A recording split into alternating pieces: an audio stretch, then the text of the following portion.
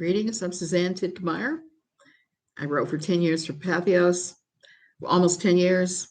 No Longer Quivering was the column that I wrote. Every day I talked about all kinds of religious abuse that occurred in the quiverful world. Now I'm living here in Costa Rica and I'm living my best life ever. We just had tacos on the beach. We just went walking on the beach. I got a huge conch shell. It was just a wonderful time. Was had all, and that's every day here. We are not on any set schedule. Okay, I wanted to talk about gaslighting. Why? Because it's been thrown around a lot lately, and I'm watching it be thrown around incorrectly, and I'm like, that's not what gaslighting actually is. Oh, gaslighting does not involve winding someone up to make them lose their minds. That can be manipulation, but it doesn't necessarily mean that that's gaslighting. Um, First, I want to start with a gaslighting story because this happened to me. It happened to me back in the late 90s. It was wicked, it was evil. It damn near took my life down. I used to have a really close friend named Gail. I met her online. We're the same age group. We had a lot of the same interests, a lot of the same loves. We both loved to garden, all kinds of things. And Gail started to gaslight me, and I had no idea at first. Gail was a photographer. She was a photographer, and she knew that I was a painter. That I painted oil paintings and painted all kinds of stuff. And then I made quilts and things. Mostly it's just kind of like a sideline. But I paint. My primary love still was oil painting. She kept. She would say things about, yes, but you're not really an artist because you chose to get married and eschew the whole artist lifestyle. You didn't live in a garret in Paris like you said you were going to. She kept preaching that again and again about being a dilettante to me and not being a true artist again and again, and how she was a true artist because she'd starved for her art. I hadn't starved for my art. So it went on, and she just kept on subtly putting me down and trying to manipulate me into doing the things she wanted me to do, the things she wanted me to do. Um, and I started to feel really bad about myself. I started to question everything about my entire life. I started questioning my choices. I started questioning my marriage. I started questioning the fact that I decided to have children.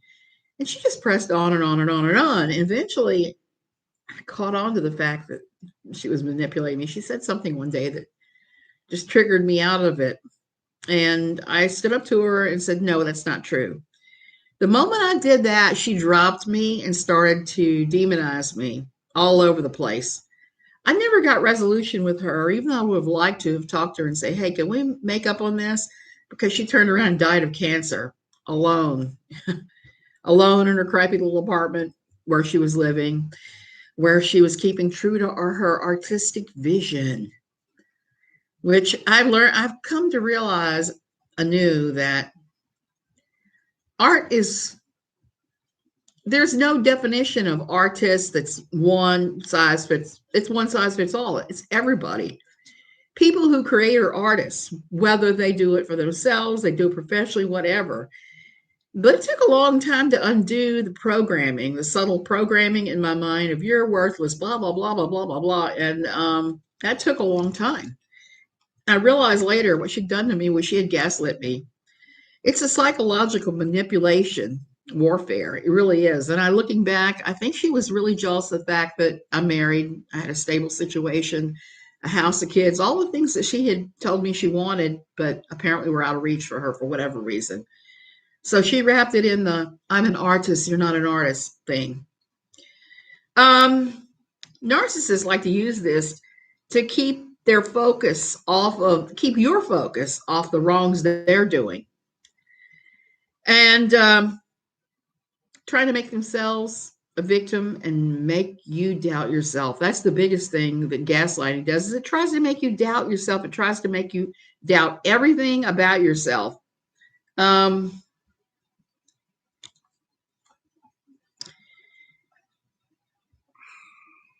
It thrives in secret. It's a secretive thing. A lot of it is accomplished in covert operations, seeks to make you question everything about yourself, your life, everything you've ever thought. That's really the main focus. The more they can make you think about other things going on that don't have anything to do with you, and then make you doubt yourself and think, maybe that's not true. It's really soul destroying, I think. The signs of it, you start feeling differently than you used to feel. You feel depressed. You'll feel like you don't know anything. It's a subtle thing. It starts to change how you think about everything and how you feel about it. You gain some anxiety and you lose confidence. That's another sign that you're being manipulated that way. You wonder if you're too sensitive, and maybe if you were less sensitive, that this would not be a problem.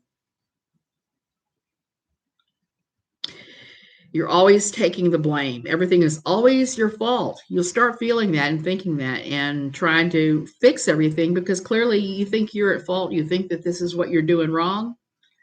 You apologize way too much. You're apologizing all the time for stuff that normal people don't apologize for at all.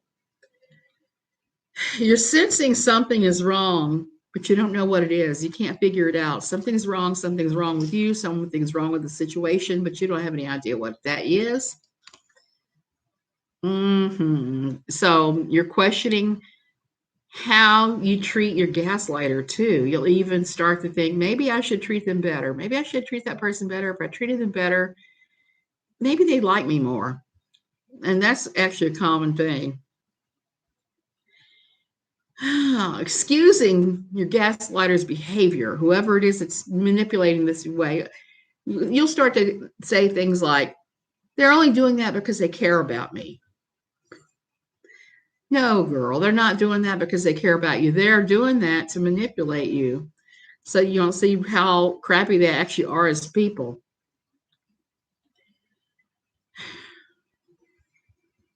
You avoid giving anyone any information on your gaslighter because you know that they'll criticize that and you know that you can't handle that and your gaslighter will just explode. They definitely can't handle criticism. Okay, you start feeling isolated because in reality you are isolated. A lot of these people will try to isolate you from friends, family. They'll try to isolate you from everyone and tell you how special you are and how this is your special relationship is with this person. I experienced that a little bit with my friend. She didn't want me to be friends with anyone else. If I mentioned anybody else that I was talking to, she'd flip out. She did not handle that worth a damn. Hopelessness. You feel completely hopeless and you don't enjoy the same things you did. Sounds like depression, doesn't it? Sounds so much like depression. What gaslighters do. I thought this was interesting. They always deny how you're feeling. They just push that away. They tell you don't have your right to your own feelings. Telling you the people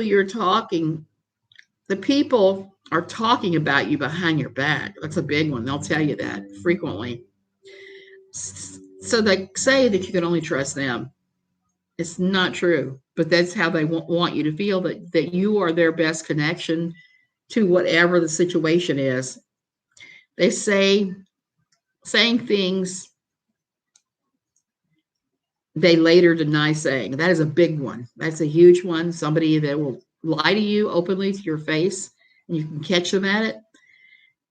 Hiding objects and then denying it. A lot of them will do that. I did not have that with mine, thank God. Insisting you weren't in a place or buying something or doing something. They will take that lie thing that they like to do so far that you'll start to question your own sanity. It's like, well, maybe I wasn't there on Thursday. You'll start questioning everything about yourself. Many gaslighters, I'm not going to say most, but many gaslighters will have narcissistic personality disorder. They respond to criticism with anger. Gee, who does that sound like? They won't even think about it, apologizing or anything remotely like that. That's just totally not in their lexicon. It's a slow form of brainwashing. They'll brainwash you to the point where you don't even know what's going on. You'll have no idea. You say, wait a minute, maybe something's wrong with me. They consistently tell blatant lies and use the dearest things to you as ammunition against you.